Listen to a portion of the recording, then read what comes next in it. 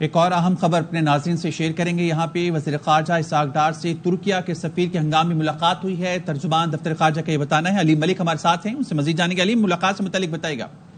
جی, جو ترجمان دفتر خارجہ کی جانب سے تفصیلات شیئر کی گئی ہیں اس میں بتایا گیا ہے کہ جو وزیر خارجہ اسحاق ڈار سے ترکیہ کے سفیر کی ہنگامی ملاقات ہوئی ہے, اس میں ترکیہ کے سفیر نے موجودہ صورتحال میں پاکستان کے ساتھ کھڑے رہنے کے عزم کا اظہار کیا اور ان کا یہ کہنا تھا کہ ہندوستان کی جانب سے پاکستان کی خود مختاری کی بلا اشتعال خلاف ورزی پر پاکستان کے ساتھ کھڑے ہیں. ان کا مزید کہنا تھا کہ ترکیہ کی معصوم جانوں کے المناک نقصان کی تناظر میں پاکستان کے ساتھ مضبوط یکجہتی کا اظہار کرتے ہیں. اس کے ساتھ ساتھ ترجمان دفتر خارجہ کی جانب سے جو تفصیلات شیئر کی گئی اس میں بتایا گیا ہے کہ فریقین نے جو علاقائی سلامتی کے خدشات ہیں ان پر گہرائی سے تبادلہ خیال کیا ہے اور آپس میں جو تعاون ہے اس کو برقرار رکھنے کے عزم کا بھی اعادہ کیا ہے. جی, بہت شکریہ علیم ملک تفصیلیں آگاہ کرنے کے لیے. تو بھارت کا بزدلانہ حملہ اور پاکستان کا مؤثر اور بھرپور, اس کی ڈیٹیل اب ہم آپ کو بتاتے ہیں کہ بھارت بڑا گھمنڈ کرتا تھا رافیل طیاروں پر اور بڑی انہوں نے $1 ملین کی ڈیل کی تھی فرانس کے ساتھ, ان سے یہ طیارے حاصل کیے تھے. آج پاکستان نے 3 رافیل طیارے گرائے, ٹوٹل ابھی تک 5 طیارے گرائے ہیں, اور بھی رپورٹس آ سکتی ہیں لیکن جو کنفرمڈ ہے وہ 5 ہیں جس میں سے 3 رافیل. اب یہ منظر بھی دیکھیں, ہم صرف بات ہی نہیں کر رہے, ہم صرف دعویٰ ہی نہیں کر رہے, باقاعدہ طور پر یہ تصاویر آپ کے سامنے موجود ہیں, ثبوت کے طور پر موجود ہیں کہ کس طریقے سے بھارتی طیارے نشانہ بنے. ان میں جدید ریڈار سسٹم ہے, ان میں جدید ٹیکنالوجی ہے, اس کے باوجود بھارتی یہ صدف وہی طیارے جس پہ مودی نے کہا تھا 2019 میں اگر یہ ہمارے پاس رافیل طیارے ہوتے تو ہم بھرپور جواب دیتے پاکستان کو. تو پاکستان نے ان کے ہوتے ہوئے بھی جواب دے دیا. پاکستان نے ان کے ہوتے ہوئے بھی جواب دے دیا. بالکل آپ نے صحیح کہا, $1 ملین کی ڈیل ہوئی, بڑا اس کا چرچا ہوا, بڑا انڈین میڈیا نے اس کو ہائی لائٹ کیا, گلوریفائی کیا, وار کو گلوریفائی کیا.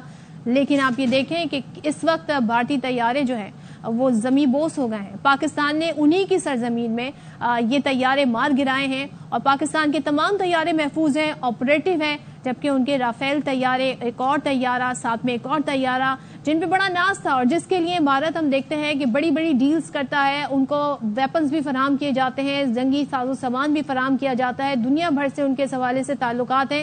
لیکن نہ صرف یہ رافیل طیارے گرائے پاکستان نے, بلکہ رافیل کمپنی کے عالمی مارکیٹ میں شیئرز بھی گر گئے ہیں. تو بطور ثبوت یہ آپ منظر اس وقت دیکھ سکتے ہیں, پکچرز جس میں طیارے ہمیں تباہ شدہ حال میں دکھائی دے رہے ہیں, جس کو اب بھارتی میڈیا بھی ماننے کو تیار ہو گیا ہے. پہلے 2 طیاروں کے حوالے سے بھارتی رپورٹس آنا شروع ہوئی, میڈیا رپورٹس آنا شروع ہوئی کہ 2 طیاروں کو نقصان پہنچا ہے ان کے. اس کے بعد انہوں نے 3 طیاروں کو مانا ہے. 5 طیارے ٹوٹل پاکستان نے تباہ کیے ہیں, جس میں سے 3 رافیل ہیں اور اس میں ایک MiG-29 ہے, ساتھ ہی ایک Su-30 بھی ہے جس کو نشانہ بنائے. اور یہ طیارے کہاں کہاں گرے ہیں اس کی انفارمیشن بھی اب ہمارے سامنے آنا شروع ہو گئی ہے. تو ہم آپ کو اس تمام تر ڈیٹیل سے آگاہ کر رہے ہیں کہ بزدل بھارت نے پاکستان پر حملہ کیا, بچوں کو نشانہ بنایا.